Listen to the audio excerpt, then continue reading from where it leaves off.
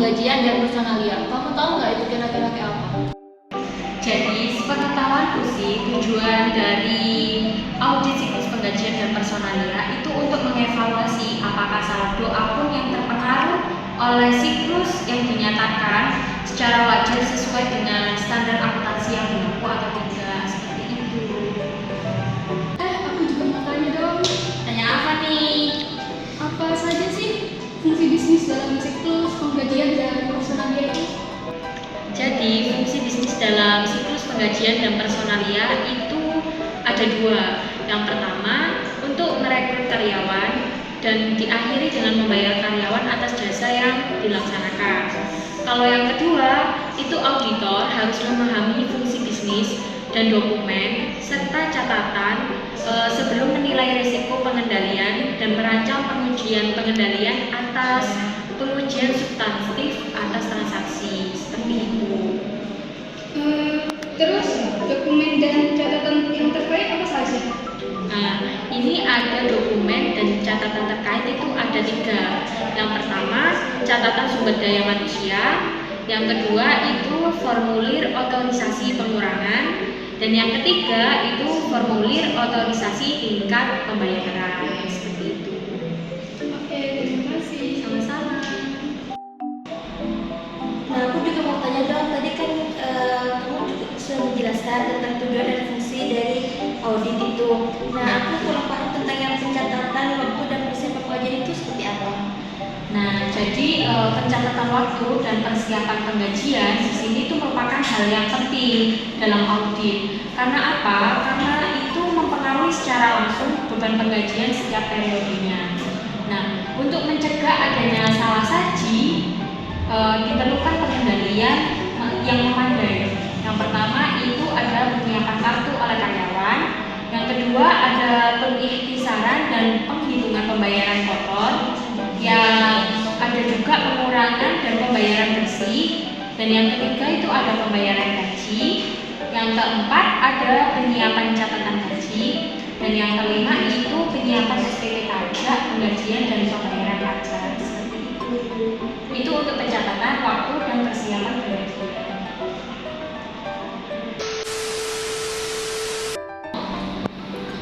Aku mau tanya nih, soalnya ini ada beberapa materi yang masih belum aku pahami. Nah, aku mau tanya mengenai metodologi untuk merancang pengujian, pengendalian, dan substantif atas transaksi itu seperti apa sih dan bagaimana? Minta tolong dijelasin ya. Boleh. Metodologi untuk merancang pengujian pengendalian dan pengusahaan substantif atas transaksi bagi siklus penggajian dan personalia adalah sama dengan metodologi yang digunakan pada web sebelumnya. Dan di metodologi ini itu ada juga prosedur pengujian pengendalian dan pengujian substantif atas transaksi, merupakan alat yang sangat penting untuk memverifikasi saldo akun dalam siklus penggajian dan personalia. Seperti itu. Oke, terima kasih.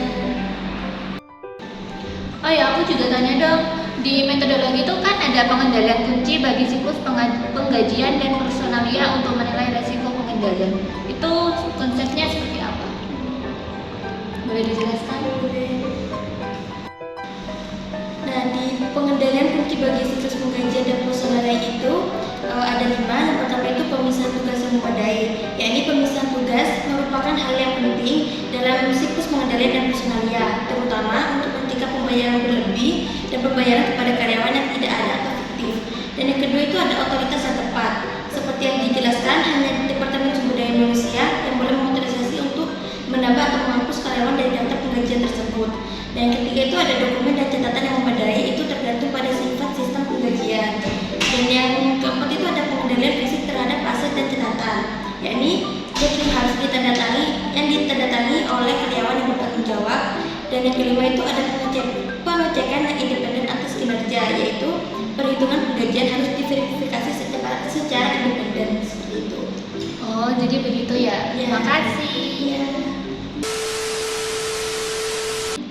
Eva, aku mau nanya dong, gimana sih penyiapan formulir pajak penggajian itu? Oh, jadi gini, penyiapan formulir pajak penggajian yaitu contohnya kayak pajak penghasilan, pemotongan pajak visa, dan pemotongan pajak pemerintahan negara dan juga pajak pengangguran pemerintah federal dan negara bagian. Terus juga ada rekonsiliasi yang terinci atas informasi yang ada pada formulir pajak dari catatan penggajian dan mungkin diperlukan apabila auditor yakin bahwa SPT pajak telah disampaikan dengan benar. Seperti itu, Bu. Oh, seperti itu. Makasih ya, Farah. Iya. Aku juga mau tanya dong, Far, tentang pembayaran potongan pajak penghasilan dan pemotongan ini itu seperti apa? Oke, pembayaran potongan pajak penghasilan dan pemotongan lainnya itu auditor mengkaji apakah klien telah memenuhi kewajiban, hukuman atau menyerahkan pembayaran serta potongan pajak penggajian sebagai bagian dari pengujian pengajian. Nah, pemotongan uang yang dimaksud itu mencakup pajak, terus tabungan pensiun, iuran serikatan kerja, asuransi dan penggajian. Seperti itu, Ali. Ya, terima kasih, Far. Iya. Kalau hubungan antara penggajian sama penilaian persediaan itu gimana sih, Far? Kamu tahu nggak?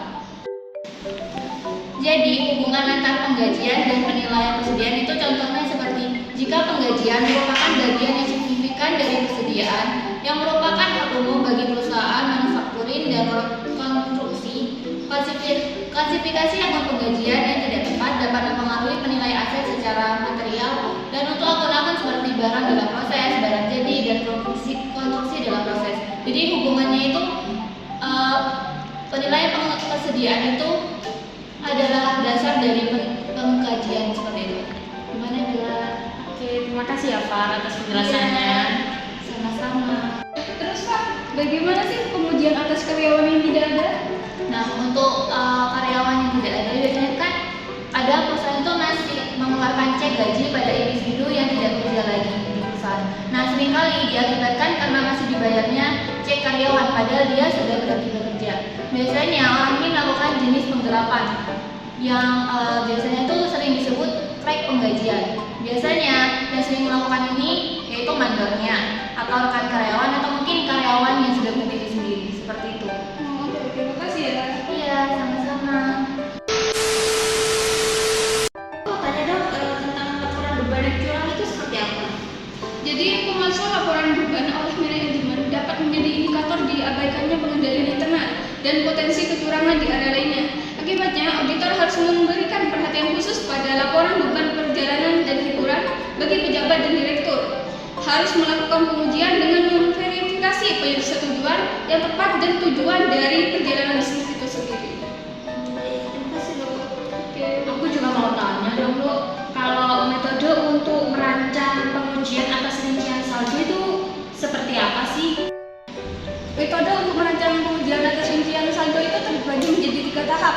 Tahap yang pertama itu mengidentifikasi resiko bisnis klien yang mempengaruhi penggajian, terus menetapkan materialitas kinerja dan menilai risiko inherent, menilai risiko pengendalian dan melaksanakan pengujian yang terkait itu termasuk tahap 1 dan juga tahap 2. Terus melaksanakan prosedur analisis itu masuk tahap 3 dan merancang dan melaksanakan pengujian atas rincian saldo untuk akun kewajiban dan beban itu masuk tahap 3 juga. Oke, terima kasih ya, Lo, atas penjelasannya. Iya, sama-sama. Jam segini nih, kita selesaiin dulu aja deh. Kita cari makan bareng ya, sana. Ayo.